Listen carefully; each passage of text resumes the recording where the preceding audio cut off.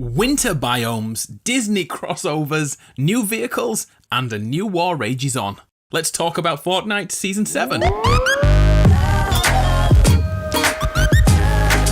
Hello and welcome to PlayStation Grenade. It's my favourite time of the Fortnite cycle, the hype week before the new season begins, piecing together the in-game hints and subtle changes, adding the files found by leakers, and interpreting the tweets sent out by Epic developers. Can we predict Season 7 content? Last season we did pretty damn well, predicting cowboy skins, zombies, a castle, the start of the war between the food companies, pets, bunkers opening up in Wailing Woods, and even the llama-headed character. So let's try it all over again for Season 7. You ready? Let's do this.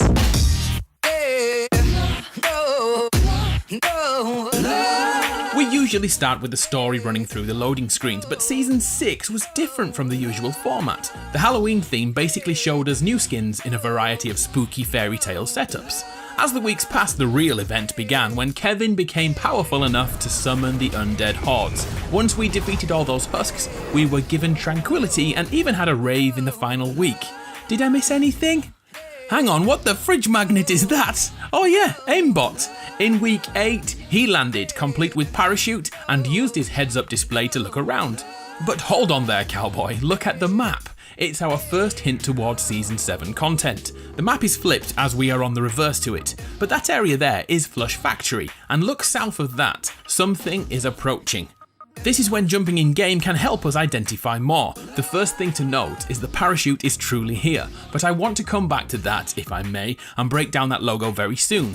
First, we need to find out what unidentified object is out in the sea. At first I thought it was Spawn Island, but then we all looked a little closer and saw the cloud of snow growing in the distance. This, coupled with the fact that Aimbot has frozen coverings on his hands and feet, got me thinking.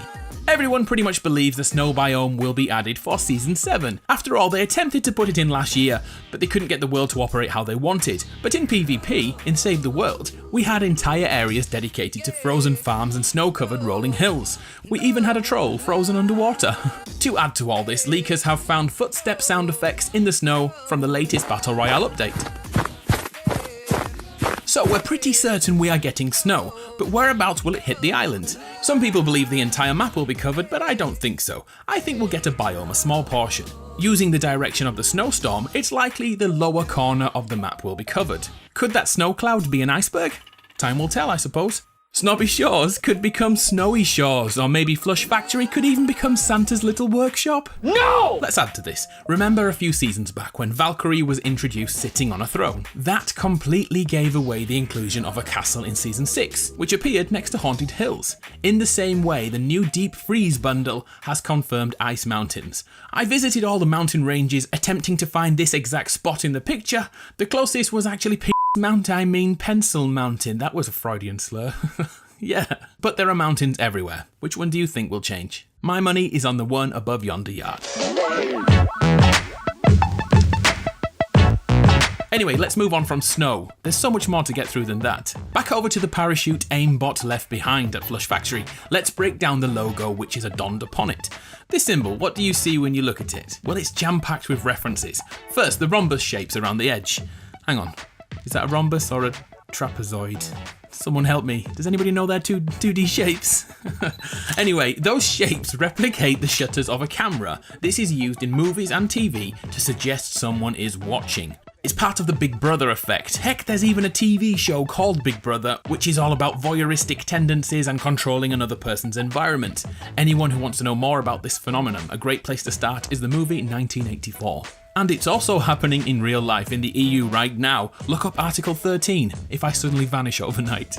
I know what you're thinking, get to the point, Adam. Well, the symbol inside is the globe, showing that we are indeed being watched. And to compound this, the inclusion of ice symbolises deep space. Putting all three elements together, we can surmise that we are being watched by an intergalactic satellite. Very interesting. Also note that Aimbot arrived via parachute instead of a glider or umbrella like we're used to. This links to space travel too, with the preferred method to bring shuttles back to Earth, cradled by a parachute. And the typical colours used for these parachutes? Red and white. Take Apollo 13 for instance. Alright, so there was a great deal of information to take in there, but the main theme I want to take from all of this is that we're being watched. Look at the loading screens featuring Aimbot. He's watching others in all of them. First he lands and uses his scouting advanced technology to survey the area. Next, he's watching the aftermath of Kevin the Cube at the old Loot Lake. And finally, he's at the end of season disco lurking in wait, ready for the call to action. I began looking into space robots, and one series of mechs linked to this theory perfectly. Have you seen the movie Elysium? It's a Matt Damon film. Matt Damon! In which inhabitants of Earth are left to suffer whilst the upper classes live on a space station, kind of like a satellite orbiting the Earth. These people are protected by a police force of robots. These buggers are combat robots, great with a weapon in hand, but share the same physical structure of a man. In the film, these robots can be sent down to Earth below to keep the peace, or take down powerful rebel causes. In the story Elysium is borrowed from, the robots from the satellite come down to Earth to take any technology they deem worthy, kind of like those portals and perma-rifts. Segue! Speaking of those portals, we've all had fun warping around the woods. Well, those leakers have found files which suggest there's more to perma-rifts than travelling a few hundred meters.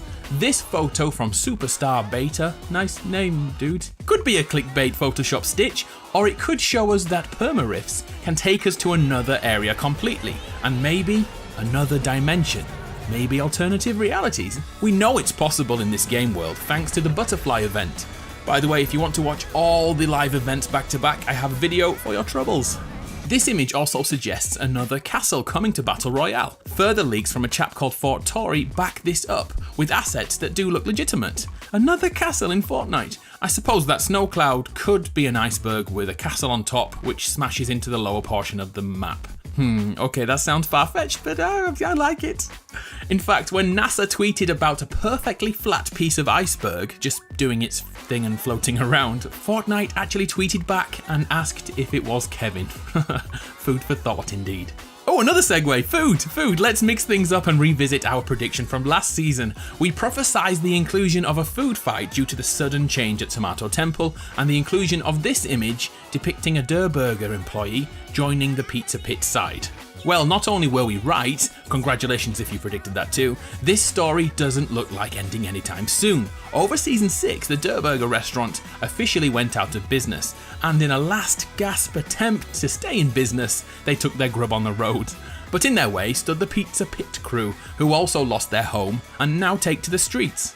The two companies have been fighting all season with their trucks moving around the map. As I'm writing this, they are currently at the drive-in cinema at Risky Reels. But where the heck will they go next? Maybe to the temple, maybe Lonely Lodge, or maybe to another spot we suggested last season, Wailing Woods.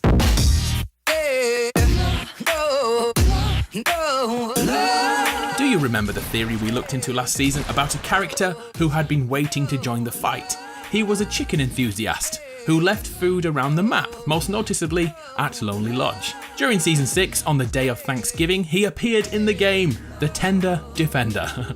If leaks are to be trusted, he will join the food fight with his own company, and those two-way battles will become a three-way sausage fest. They don't make sausages, do they? That joke could have been good, but the sausage restaurant is in Save the World. Damn it, I'll try again next season. The food fight theory also included an ever-growing theme park to be added to the map. It looked impossible a few seasons back, but look how far we've come. A food fight limited time game mode, and even the eventual inclusion of that chicken shop owner. By the way, how good is this glider? Best waste of money ever! To once again set the foundations of this theory in proven fact, recently those lovely leakers found a hamburger file which made a strange sound. When processed using a spectrogram, the image found on Aimbot's armour is uncovered. Could both of these theories line up? Let's change focus again.